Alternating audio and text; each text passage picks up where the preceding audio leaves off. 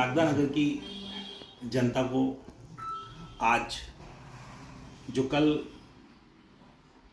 उच्च न्यायालय इंदौर खंडपीठ से जो फैसला है इसके संबंध में विस्तृत जानकारी आप लोगों के बीच में रूबरू होने के लिए मैं आया हूँ।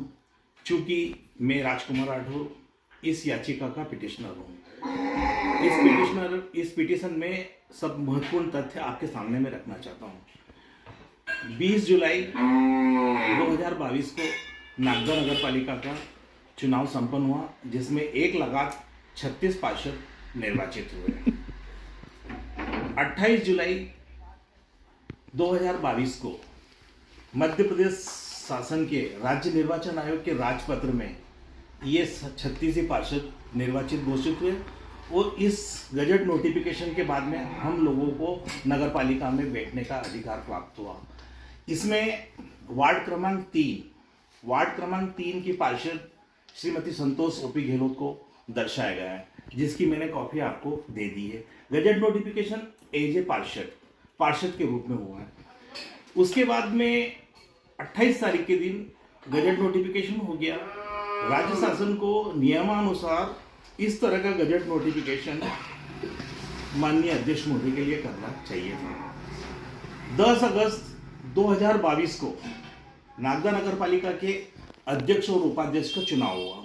उस चुनाव में 36 वार्डों के 36 ही पार्षदों ने अध्यक्ष और उपाध्यक्ष का एसडीएम आशुतोष गोस्वामी जी के मार्गदर्शन में संपन्न हुआ।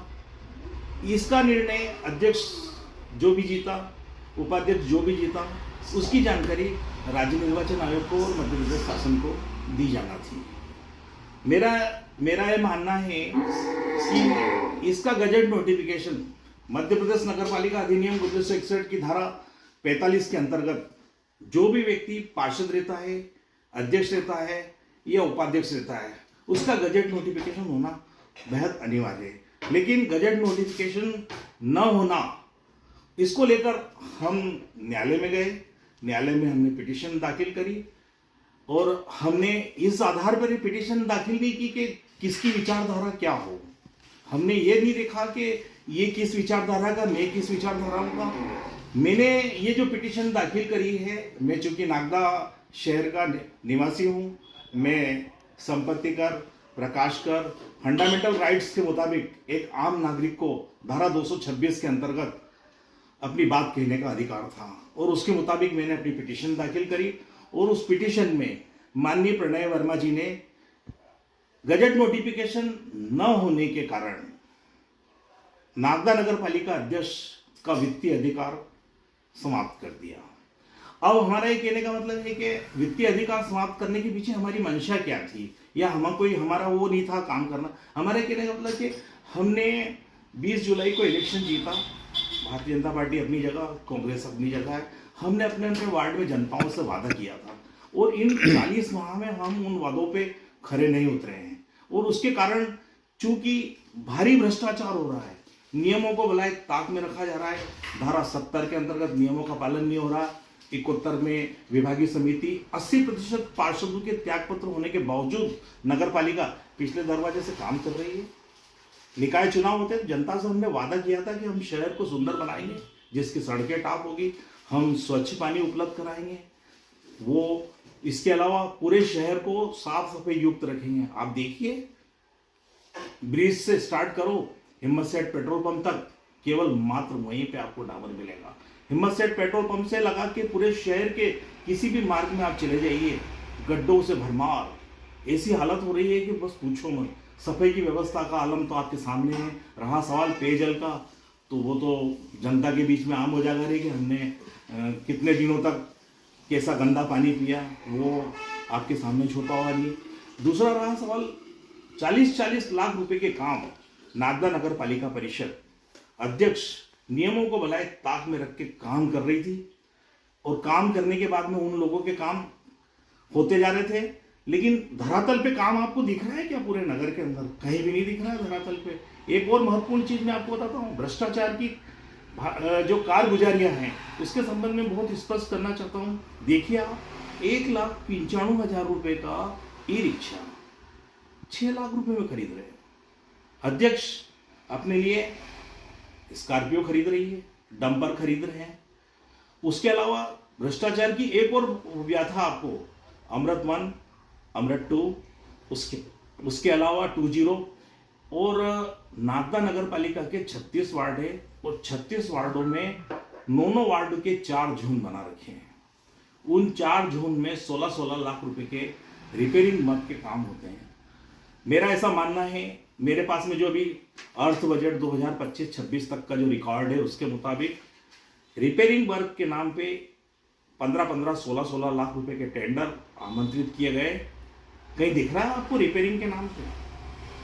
लगभग 2,40,00,000 रुपए की रिपेयरिंग के काम इस नगर में हुए। हमें दिख रहा था कि ये तो भ्रष्टाचार हो रहा है, काम हो नहीं रहा है। रहा सवाल ये, जैसे मेरे वार्ड के बारे में बताता हूँ, मैं चूंकि वार्ड क्रमांक 7 में मेरी धर्मपत्नी पार्षद है, उसने परिषद में भी हर बार ये कहा है कि नगर पालिका के अंदर नियमों को ताक में रख के काम किया जा रहा है। मेरे वार्ड क्रमांक 7 का काम 29,92,000 रुपए का काम, जिसको लेकर हमने, मेरी मिसेस ने परिषद में मामले को उठाया, उसको नज़रअंदाज करते हुए, और मेरी मिसेस ने कहा भी था, मेरी धर्मपत्नी ने कहा था कि मैं इसको लेकर कोर्ट में जाऊंगी, और हम कोर्ट में गए। क्योंकि इस बार पिटिशनर पार्षद न होते हुए मैं खुद गया और मैंने इस वित्तीय अधिकार के संबंध में माननीय न्यायाधीश महोदय से आग्रह किया, और हमारे अभिभाषक अमित राज जी ने बहुत अच्छी तरीके से हमारे पक्ष को रखा, और अंततः ये हुआ कि वित्तीय अधिकार समाप्त करने का। अब शहर में इस तरह की भ्रांति हो रही है कि काम नहीं करने देना चाह रहे हैं, काम नहीं करने देना चाह रहे हैं। आप देखिए, परिषद 10/8/2022 को बनी, पहली परिषद सामुदायिक भवन मेहपास में आयोजित की गई थी, जिसमें जननायक दिलीप सिंह जी गुजर साहब आए, और उन्होंने कहा था कि अब आप यहाँ से राजनीतिक समाप्त कर दीजिए, न कोई भाजपा है न कांग्रेस है, और सब जने मिलकर इस शहर का समग्र विकास की संभावना ढूंढेंगे, ये उन्होंने उल्लेख किया था। उसके बाद पूरी परिषद में सारे पार्षदों ने 225 प्रस्ताव पारित कर दिए, कभी भी विरोध नहीं किया, ध्वनि मत से सारे प्रस्ताव पारित किए। उसके बाद में अभी वर्तमान के विधायक जी पहली बैठक में आए और उन्होंने कहा कि शहर का समग्र विकास होना चाहिए। डॉक्टर तेज बहादुर सिंह चौहान पहली बैठक में आए और उन्होंने ये कहा कि नागदा नगर पालिका की सीमा में स्थापना शाखा के अंदर कुल कितने कर्मचारी काम करते हैं, उसका चस्पा होना चाहिए कि कौन व्यक्ति किस जगह काम कर रहा है। उनके आदेश का पालन नहीं हो रहा है। आज तक नगर पालिका में चस्पा ही नहीं हो रहा है कि कौन कर्मचारी किसके यहाँ काम कर रहा है। तो इस तरह के बहुत सारे भ्रष्टाचार थे, और इस भ्रष्टाचार पर लगाम लगाने के लिए हमने इंदौर खंडपीठ में याचिका दायर की, और माननीय न्यायमूर्ति प्रणय वर्मा ने हमारे पक्ष में फैसला दिया है।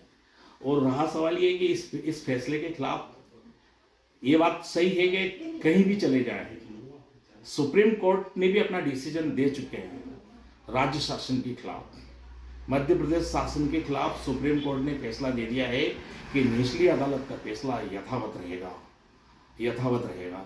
तो अब चूंकि कहीं भी जाए हमें तो कोई दिक्कत नहीं, और जहां जाएंगे तो हम अपने पक्ष तथ्यात्मक जो भी है वो जनता के बीच रखेंगे। धन्यवाद। जय हिंद।